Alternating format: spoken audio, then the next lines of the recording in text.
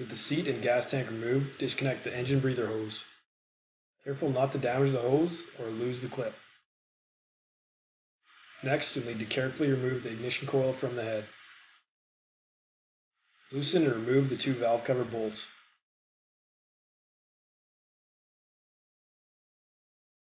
When removing these bolts, try not to lose the two reusable gaskets. There's also a gasket on the spark plug orifice.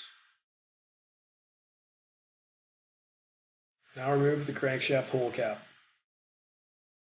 Using an Allen head socket, you should easily be able to crank the engine over. Rotate the engine until the punch mark on the gear lines up with the mark on the case. This will mean your engine is at top dead center. The engine must be on the compression stroke. This means the camshaft lobes should be facing the intake. If they're not, rotate the engine another 360 degrees. There are also two marks on your camshaft gear that will line up with the top of the head when your engine is at top dead center.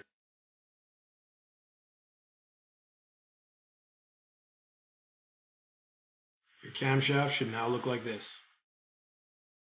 It's a good idea to set up a chart, something like this, to record the valve clearances. The intake valve clearance is 5/1000ths of an inch, plus or minus 1/1000. Finding the feeler gauge that will fit in between the cam lobe and the following bucket will give you your valve clearance.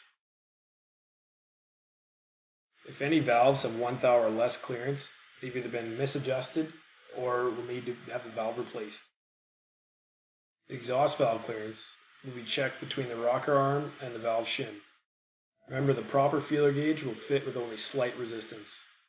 A thicker feeler gauge may fit, but you might just be compressing the valve spring. Exhaust valve clearance is 11/1000ths plus or minus 1/1000th.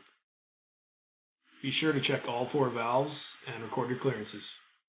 Again, a 0 clearance means your valve may need to be replaced. If your valves are in spec, reinstall the valve cover with the 3 reusable gaskets. Retorque the valve cover bolts to 10 Newton meters. Carefully reinstall the ignition coil and the crankcase breather with the spring clip.